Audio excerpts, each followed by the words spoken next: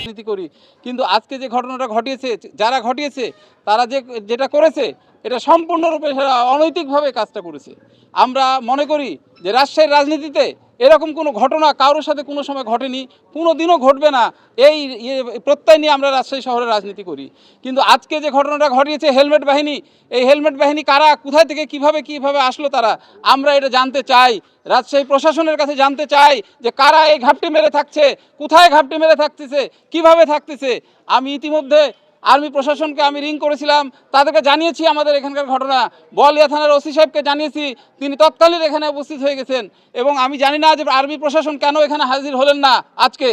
আমি তীব্র জানাচ্ছি, ক্ষোভ জানাচ্ছি, এবং আমি আমার কেন্দ্রকে আমি জানিয়েছি এই বিষয়টার সাথে সাথে। কেন্দ্র বলেছে যে এখানে আজকে এই মুহূর্তে যেটা প্রশাসনকে জানানোর জন্য এবং অবধি করার জন্য জানিয়েছে।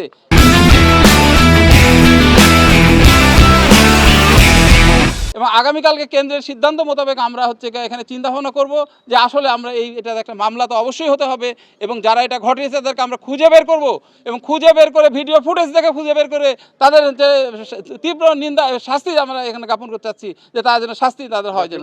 আমরা আগামীকালকে আমাদের এই পার্টি অফিসে আমরা আমাদের মিটিং ডেকেছি, এবং ইতিমধ্যে আমি তাদের সাথে সবার আমাদের নেতাকর্মীদেরকে আমি খবর দিয়েছি, তারা জেনেছে তারা আগামীকাল সকালেই আমাদের এখানে হাজির হবেন, এবং আমরা সিদ্ধান্ত নিব যে আসলে আমরা পরবর্তী পদক্ষেপ কী নিব। আমি সংবাদ পেয়েছি যে জাতীয় পার্টির মহানগর এবং জেলা কার্যালয়ে ভাঙচুর এবং অগ্নিসংযোগের ঘটনা ঘটেছে। আমি তাৎক্ষণিকভাবে সেখানে উপস্থিত হই, আসার পরে ঘটনার সত্যতা দেখি, এটাই আর কি।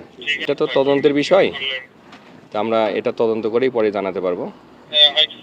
না, ইনফরমেশন ওইভাবে পুরোপুরি পাই নাই। আপনারা নিজেরাও জানেন যে আমি এসেছি ঘটনার পরপরই, এবং এখনও ঘটনাস্থলে অবস্থান করতেছি। এই বিষয়ে আমরা তদন্ত সাপেক্ষেই পরবর্তীতে আইনগত ব্যবস্থা গ্রহণ করব।